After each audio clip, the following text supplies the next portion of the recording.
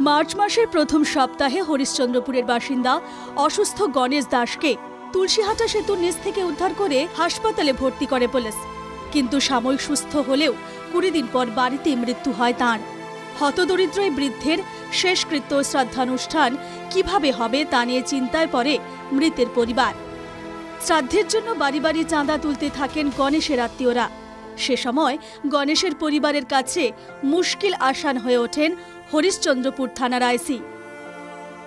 পাওয়া গেছে 5 দিন পরে ওখান থেকে আবার ওই পুলিশের গাড়ি আমাদের সহযোগিতা করে হসপিটাল অ্যাম্বুলেন্স যায়, আবার হসপিটালে ভর্তি করে 5 দিন, তারপরে বাড়িতে ভালো হওয়ার পরে আমরা বাড়িতে রাখলাম। 20 দিন পরে মারা গেছে। সহযোগিতা করলো, আমাদেরকে ভালো লাগলো।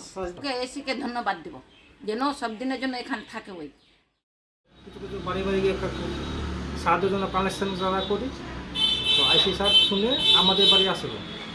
আইসি সাহেব আসে আমাদের কিছু সাহায্য দিয়ে গেলো, সাহায্য করে গেছে, খুব ভালো।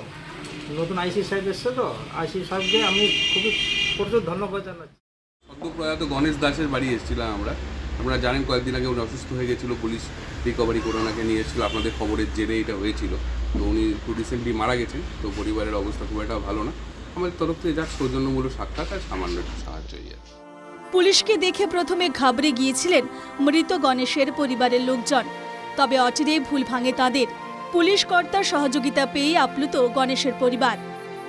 মালদা থেকে নারায়ণ সরকারের রিপোর্ট, NKTV বাংলা।